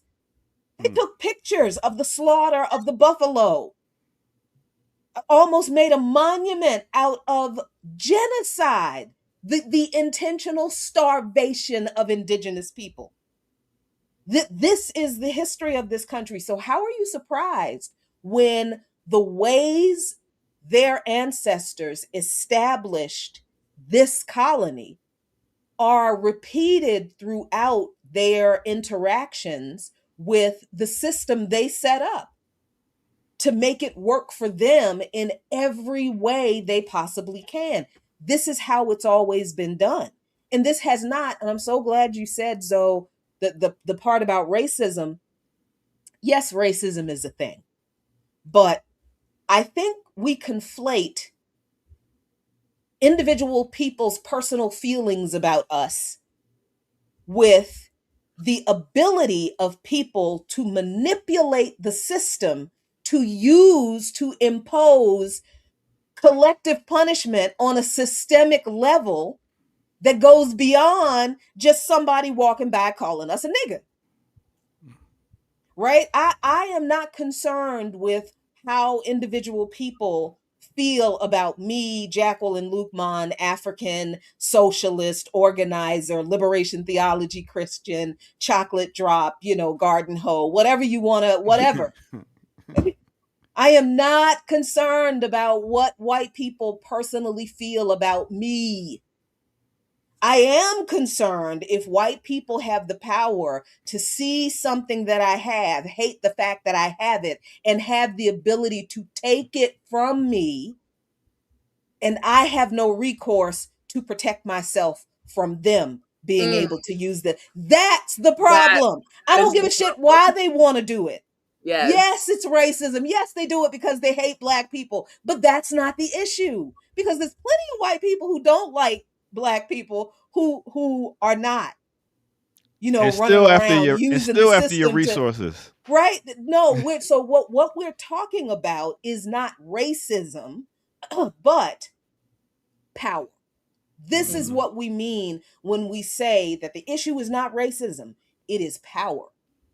The people who have the ability to wield state power, not just the power of one's own personal capital, because that's power too, right? When you have enough money to be able to afford a good lawyer, that literally can be the difference between freedom and prison. We know this, and that is just true. And that is true. We've seen that can be true for Black people with money and for white people with money, right? So we've established that. All right. So now we're talking about something on a higher level.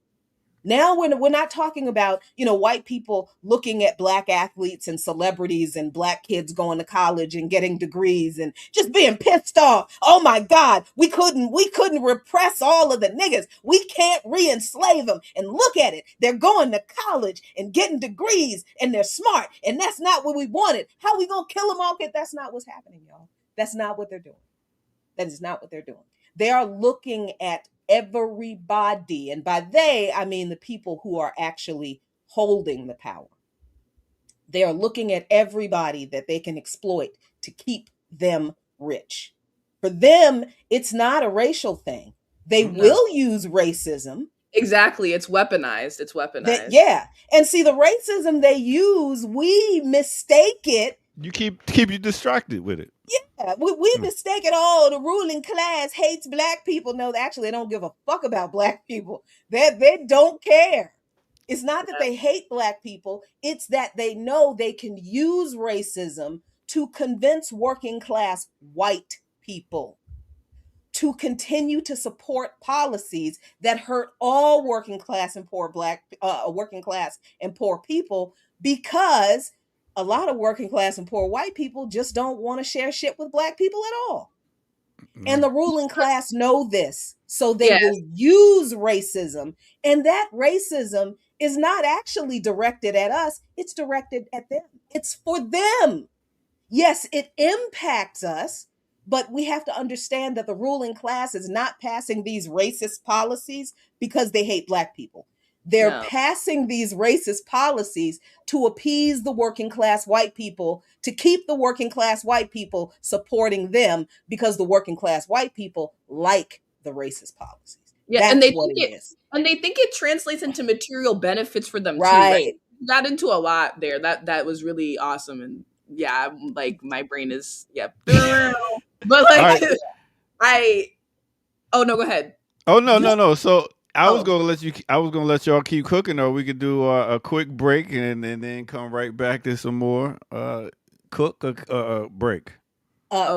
Break. I need to put my head in the freezer. Jackie I need to was. put my head in the freezer, because what this hot flash is like, you know what? Yeah, I'm pissed off too. Yes, I seen it. I was like, God, she like a preacher over there. Like preaching at the pulpit. I was like liberation theologist. The Holy Spirit rose up and like, yeah, come on now. All right, well, let's take a quick break and we're gonna come right back here on no other than the Remix Morning Show. Let's go.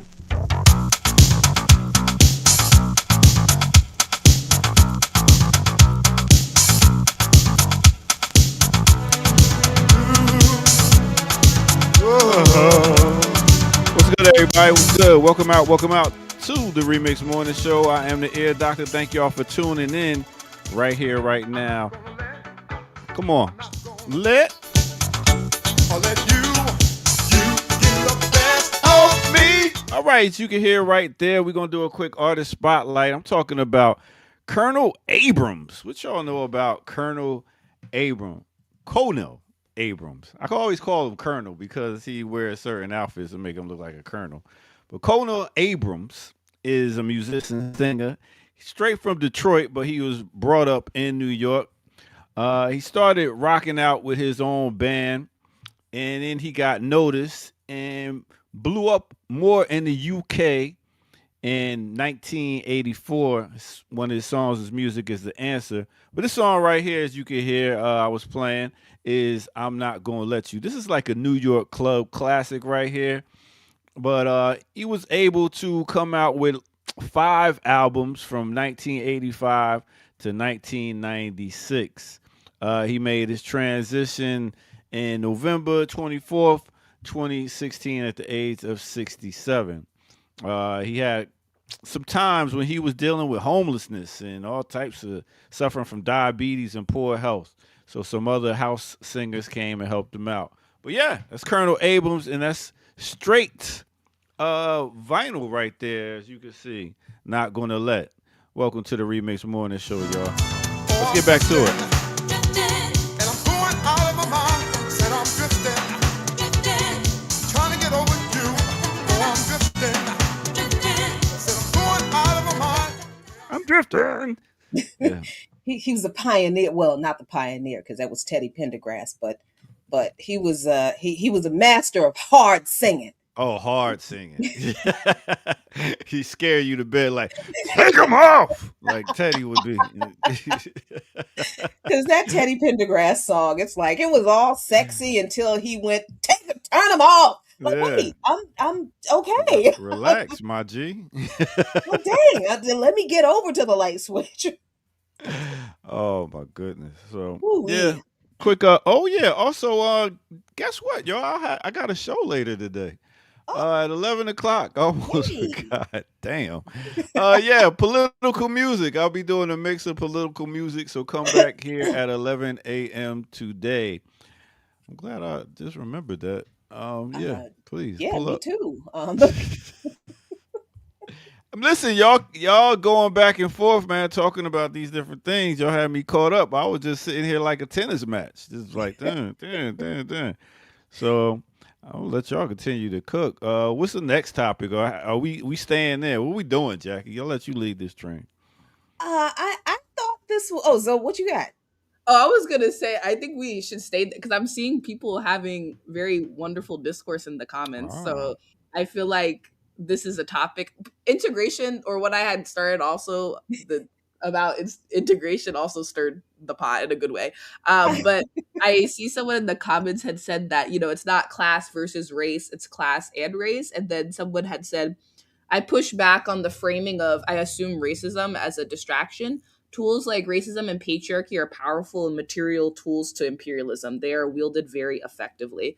And yeah, no, I agree. But I also think that, or in addition, I think that, yeah, like you got into a lot, Jackie, because something that I guess first came to my mind was like, you were talking about how racism is used as a tool to divide the working class. And I think that's true. And I think like even more within that, it really is used as a tool. I think this gets at this person's point about how it's wielded very effectively, is it's kind of used as a tool to obfuscate for white working class people who are disaffected who the true boogeyman is, right? So like Absolutely. they forget that the white, or like they as in the white working class, they forget about the labor aristocracy, right? Like they forget that at the end of the day, thank you. Yeah, Leia, it was you.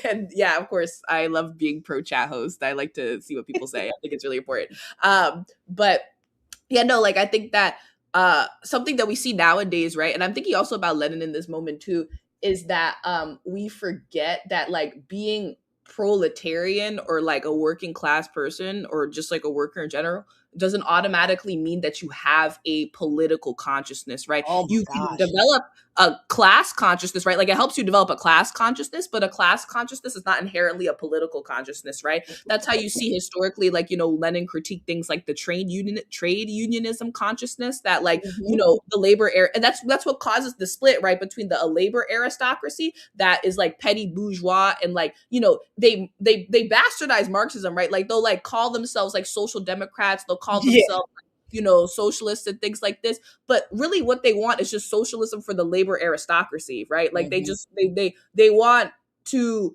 like, that's what you see nowadays in the US. That's why people are always complaining about like the deterioration of unions in the US, right? Like they're no longer like really of the political left because of the fact that all they do is try to get concessions for the petty bourge, like, establishment leaders within the union, instead of like the working class people who are actually comprising like the vast robust mass of the union, right? So like racism, I guess, to go back to it, right, is something that is honestly wielded not just by like right-wing capitalist forces, right, but also by the opportunists and the, like, labor aristocracy within the so-called like left labor movement, which is, it's not inherently left, the labor movement, right? Like what ends up happening is that they weaponize what's it called, racism, to make the proletariat like think that the primary contradiction is racism, right? Or like they weaponize it to make it seem like, oh, like, well, maybe not even the primary contradiction. I think more so what ends up happening is that like the white like labor aristocracy honestly makes it seem like these material gains that they're trying to get are evenly applied, right? So like for example, like when we earn a concession, right? Like when there's a concession that's earned,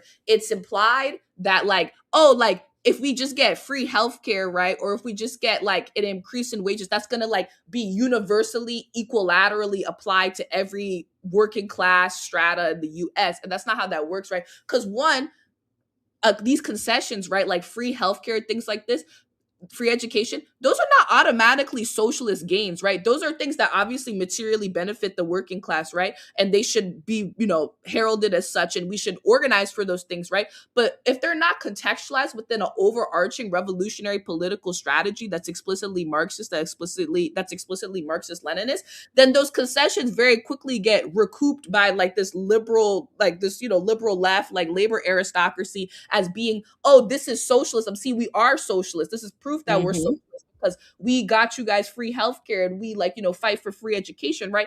But being a socialist is about being for the liberation of the proletariat everywhere. That means the super exploited proletariat in the global South, right? That's what being exactly, yes. Somebody had mentioned Ali Qadri, and that's kind of where my analysis is coming from, right? Which is that like a lot of socialists in the US fashion themselves as socialists because they believe in things like universal healthcare. Right.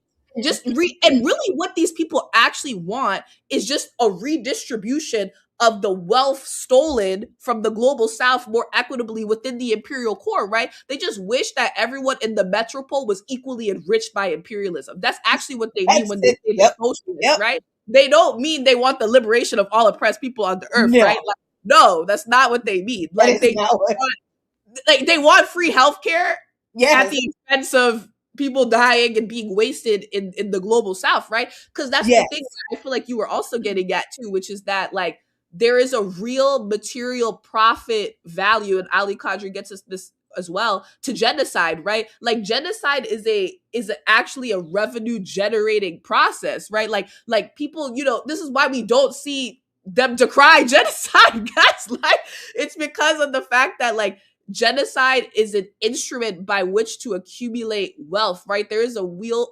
material benefit in the wasting of lives, right? And this is kind of what these labor aristocrats that try to get people to focus either exclusively on racism as like being the primary contradiction, or not even like, labor aristocrats. The labor aristocrats actually do this. They focus exclusively on the material conditions at home as the primary contradiction, right? Not imperial. Like the labor aristocrats are concerned concerned with capitalism, not imperialism, right? Mhm. And then on the other flip side, the like liberal misleaders, right? Like the people who are, obsessed with like, what's it called, like, or focus exclusively on social superstructure phenomenon without Mhm. understanding the base of society. They're the ones that try to get you to understand that racism is, the primary contradiction. That's like the black liberal misleadership class Right. and things like Right. this, right? And and I think this goes back to something that someone had said in the comments. Someone had said in the comments, which is that it's not class versus race, right? It's not like, oh, if we just center solely on the base of society, we, like everything else will automatically be fixed. Or if we center solely on the superstructure of society, eventually we'll focus on the base, right? No, it's a merger, right? And that's what an anti-imperialist analysis offers. It is an analysis that offers an understanding of, oh, the base is causing all these issues that are happening within our superstructure, right? This is Right. the base. Right. So yeah, those are my initial thoughts, I suppose. But yeah, no, I just think that Ali Khadra's analysis is really key here about like the accumulation of waste and genocide being a profitable thing. Cause like there, I think, because when people like do things like why are they killing, or say things like why are they killing us, like domestically and internationally, Mhm. right? Like, Mhm. why are they killing us? Like, why won't they stop killing them? Like, why don't they see that this is like a humanitarian crisis, right? Because you're not, well, this might get into other discourses, but like you're not seen as a human, you're seen as a dollar amount, right? You You are are a only commodity. commodity, which is the You're analysis just that this people is have. oh my God, thank you so much, Zoe, because as a liberation theology Christian, I am going into past that plate because we fitting to go right there. Listen, I everybody knows liberation theology Christian did write a book about we need John Brown Christians, that's coming out in December. I do talk about why so many white Christians and a lot of black Christians too, because we have been indoctrinated by this white supremacist misinterpretation of the Christian faith and all Abrahamic faiths, but Christianity in particular. But there is an ideological reason behind the celebration of genocide in Palestine. There is an ideological reason that the working class, that the believers, that the adherents of the faith believe.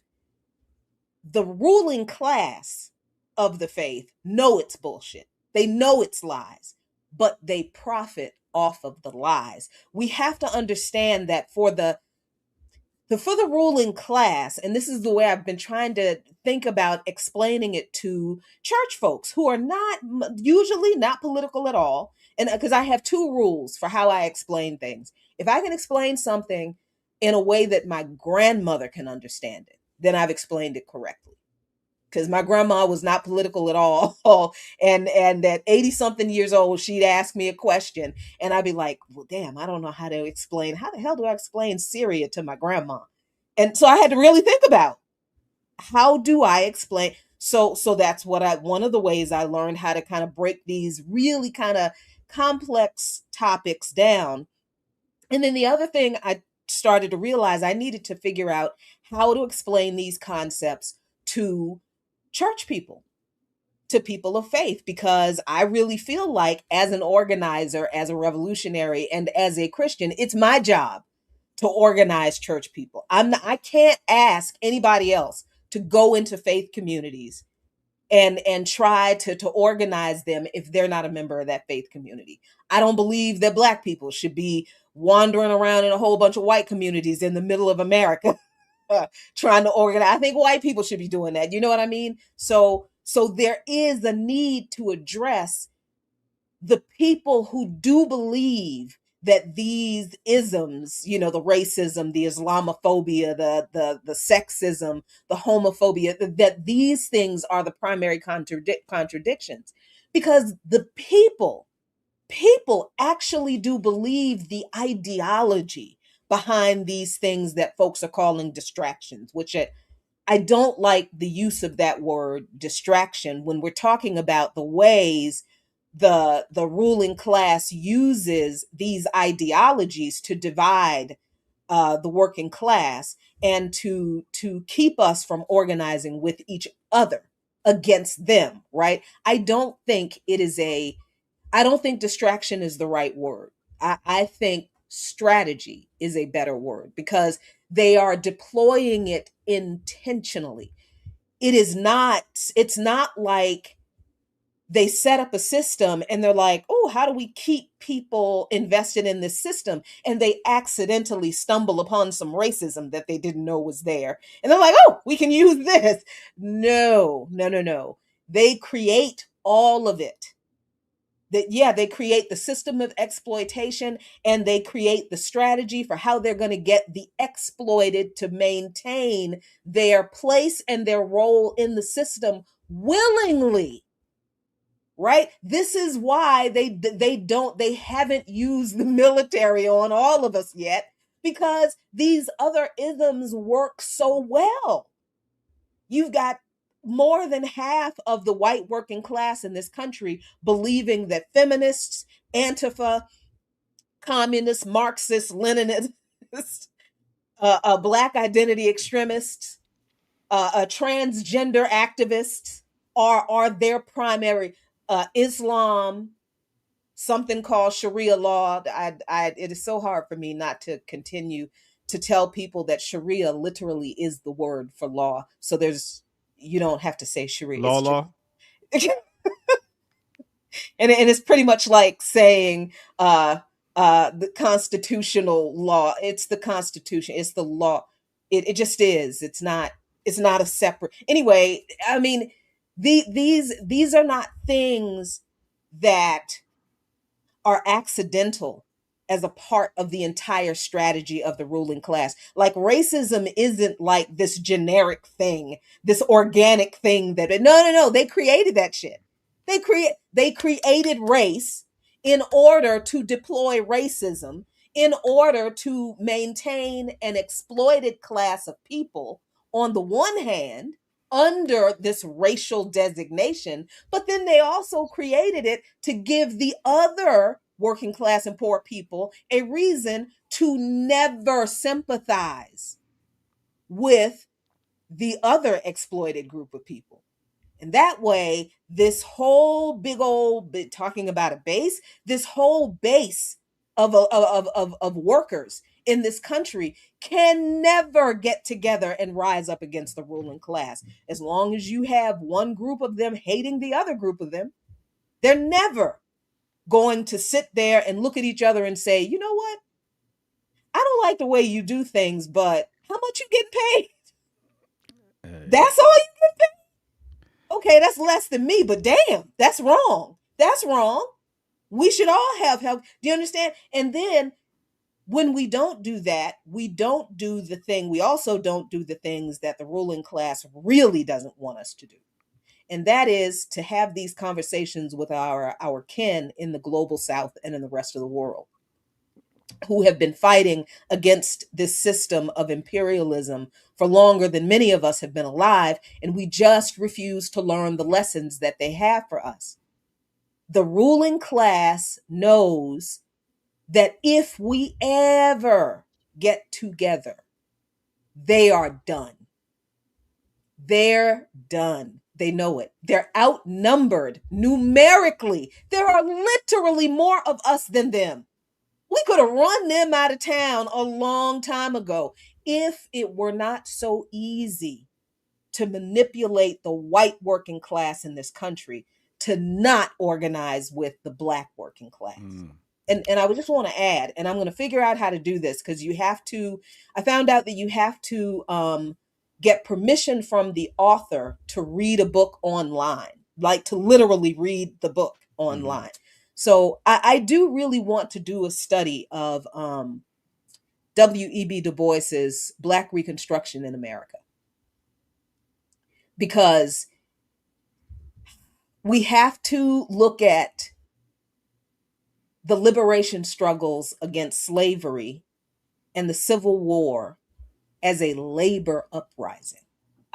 Because if you take it out of the context of the white people did this to us because we're African and they hate us because they're racist, you would understand all of this a lot better. And man, that book absolutely changed my understanding of slavery and colonialism, and looking at it not just from the perspective of, and this is where ADOS gets this all fucked up, not looking at it from the perspective of, oh, slavery in America, but slavery as a part of a colonial system within a capitalist plan. You understand what I mean? So this is not about race.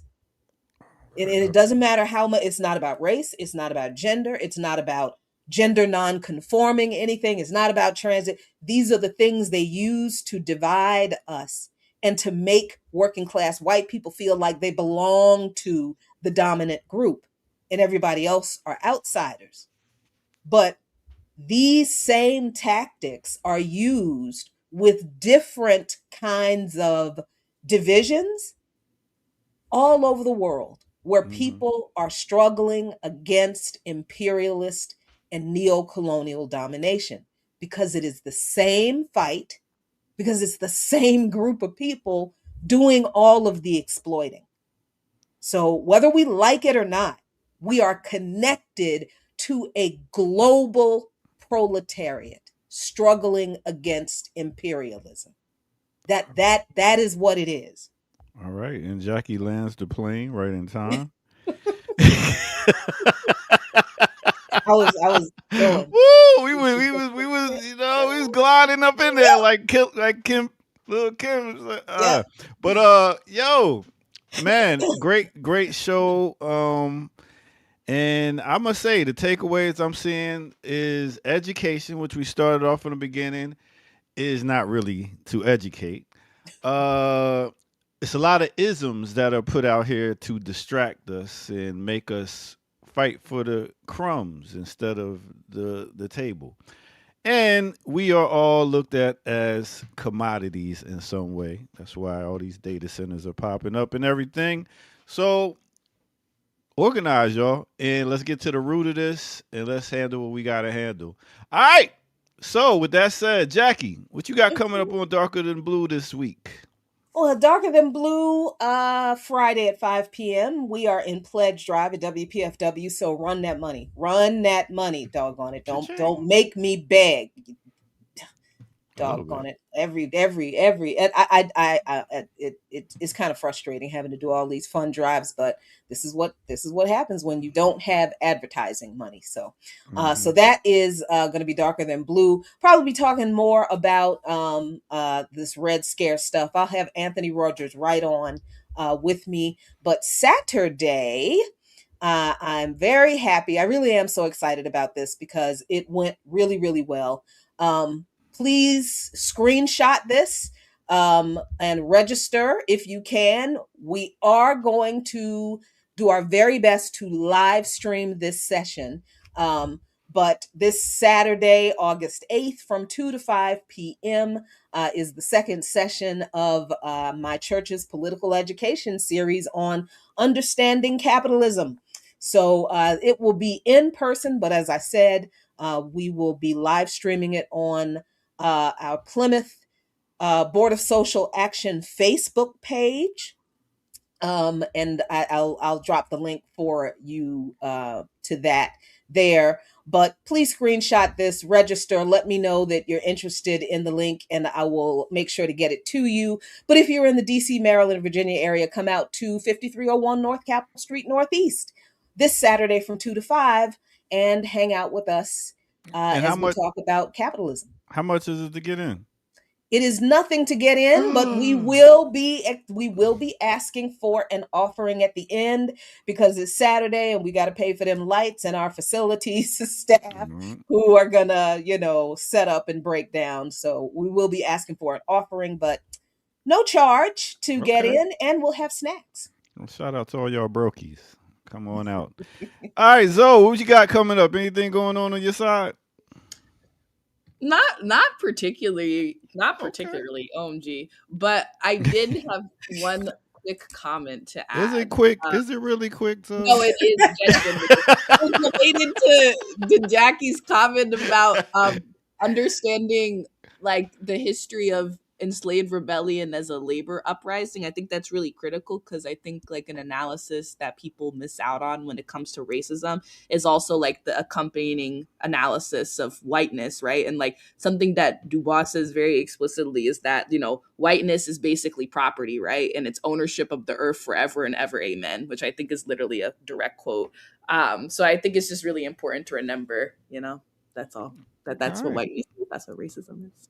Nice. Well, listen, you can come back next Thursday at 9:00, which is Eastern Standard Time. If you could, you get an extra hour of sleep. You ain't got to join us so early. Well, appreciate it. It was definitely dope having you come through. And Jackie, as usual, it was a great time. And like I said, come back here at 11 for Sunday's radio as I do a mix for you and yours. You'll definitely enjoy it. All right, with that said, let's go ahead and get up out of here. Organize so we can rise. That's Jackie Loopman. I'm the ear doctor, and that's Zoe. And we are out, yo. Peace. Have a great one. Make it happen. Black Liberation Media is a collective of Black and African organizers, journalists, academics, and media personalities serving Black and African masses seeking to further grow in their understanding of themselves, their histories, and the African world through entertainment and news. Please continue to like, subscribe, and donate to the channel so we can further serve you and liberate our people. You can also go to blkliberationmedia.org, get some merchandise, and also become a Patreon member and a member from the YouTube. Please do what you can, share, and show your love as we will show ours for you. Black Liberation Media.